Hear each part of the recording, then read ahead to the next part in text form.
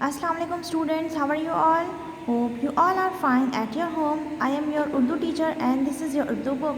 Now open the page number 118 यानी 118।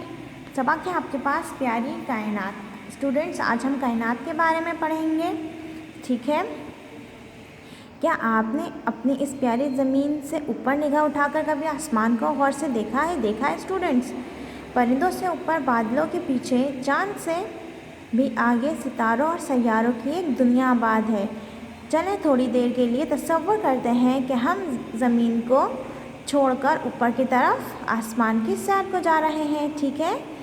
इस सैर में सबसे पहले हम अपने निज़ाम शमसी को देखेंगे। शम्स का मतलब क्या होता है? शम्स का मतलब है सूरज, और क्योंकि सूरज निज़ाम का मरकज़ है इसलिए इस निज़ाम को निज़ाम शमसी कहते हैं। सूरज न सिर्फ इस निज़ाम का मरकज़ी हिस्सा है बल्कि इस पूरे निज़ाम का 99% हजम रखता है।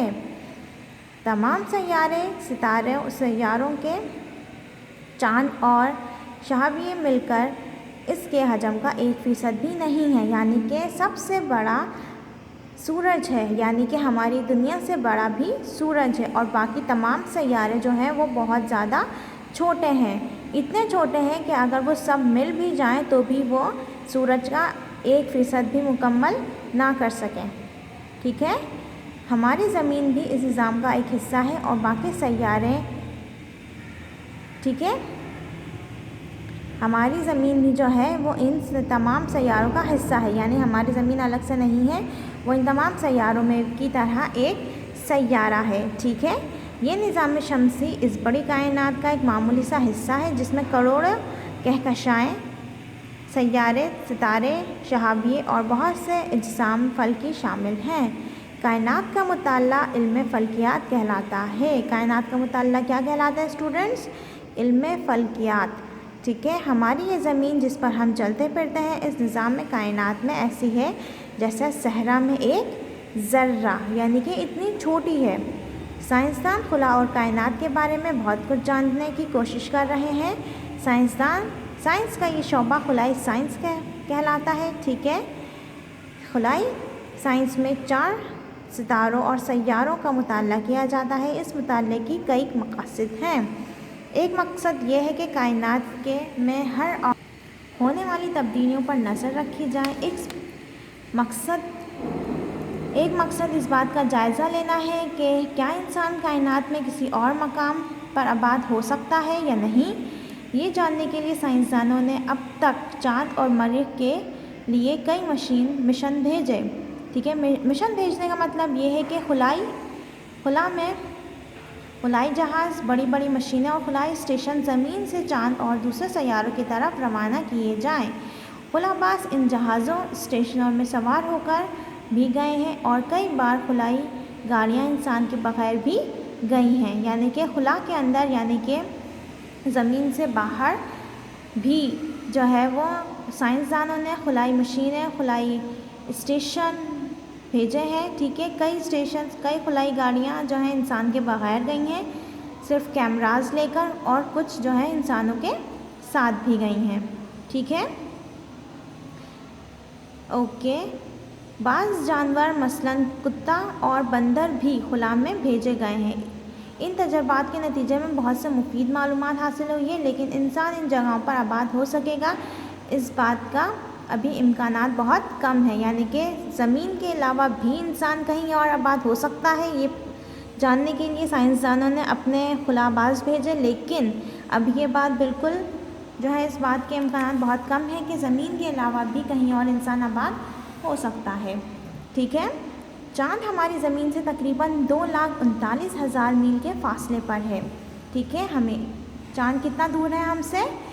तकरीबन 2,39,000 मील के फासले पर है। इंसान हमेशा ये ख्वाब देखता है कि वो चाँद पर उतरे और वहाँ बस जाए। चाँद तक पहुँचने की संजीदा कोशिशें का आगाज़ 20वीं सदी में रूस और अमेरिका ने किया। चाँद पर पहले उतरने का एक मुकाबला दोनों मुल्कों में शुरू हो गया और तकरीबन 40 साल तक जारी रहा, ठीक है। इस दौरान दोनों मुल्कों ने कई मिशन खुला में भेजे। कुछ मिशन नाकाम रहे और कुछ कामयाब हुए। ठीक है, इब्तदाई मिशन इंसान के बगैर भेजे गए थे, यानी वो सिर्फ मशीनें थीं जिनमें कैमरे और दूसरे आलात लगे हुए थे। इन इब्तदाई आलात से मालूम हुआ कि चाँद पर हवा मौजूद नहीं है और वहाँ इंसान का रहना मुमकिन नहीं है। ठीक है स्टूडेंट्स, जब 20 जुलाई 1969 में अमेरिका ने अपनी खुलाई मिशन अपोलो 11 कामयाबी के साथ चाँद पर उतरा और अव्वलीन इंसान ने चाँद पर कदम रखा, तो रूस और अमेरिका का ये मुकाबला ख़त्म हो गया। ठीक है, नील आर्मस्ट्रांग पहला इंसान था जिसने चाँद पर कदम रखा। ठीक है,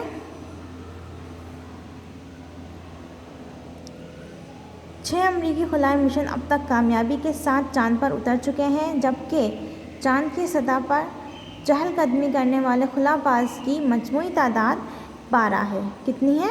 12 है। बहुत से खुलाई मिशन नाकाम हुए और इनमें कई खुलाबाज अपनी जान से भी हाथ धो बैठे। ठीक है, पहले कामयाब मिशन के बाद अमेरिकी खुलाबाज ऐसी गाड़ियाँ रोवर लेकर चाँद पर गए जो चाँद की सतह पर चलाई गई और खुलाबाज 3 दिन तक वहाँ रह सके।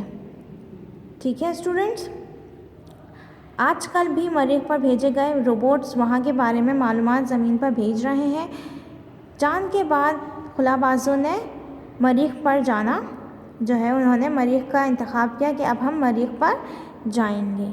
मरीख की सतह पर मौजूद बर्फ़ एक ऐसी उम्मीद है जिसकी बदौलत साइंसदानों का ख्याल ये है कि इंसानों को मरीख पर आबाद करने के, यानी कि मरीख पर इंसान आबाद हो सकते हैं, और वो इस बात पर पुरुम्मीद है कि वो कोई ना कोई तरीका ढूंढ लेंगे जिससे मरीख पर आबाद हो सके।